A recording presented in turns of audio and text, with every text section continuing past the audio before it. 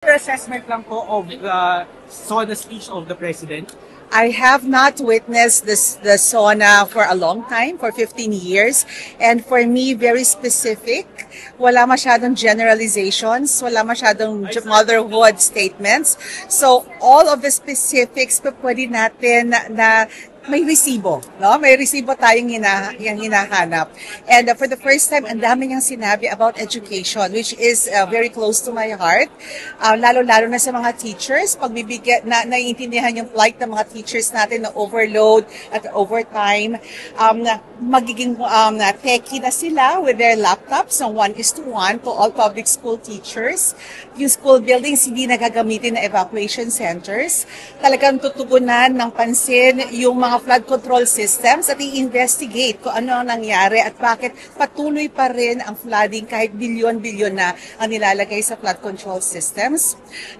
Nagustuhan ko rin na expanded na ang mga services ng PhilHealth kasi yun din ang mga gusto ko ihain na mga amendments sa ating PhilHealth law.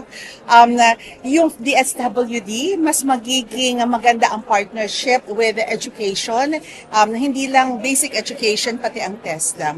So, yun yung mga nag-stand out para sa akin doon sa SONA ni Presidente. It was very close to my heart and mag-aantay ako ng resibo.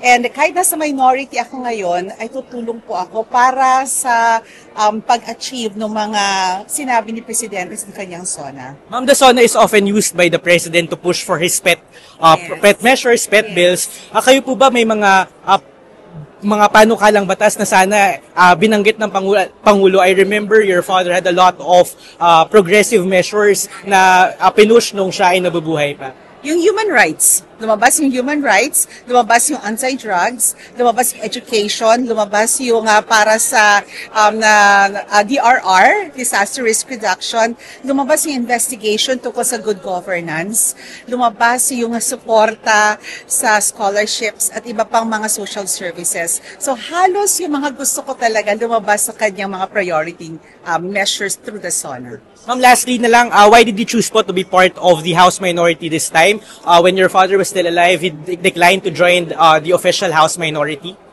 Yeah, my father, when he was alive, he was an independent minority. No?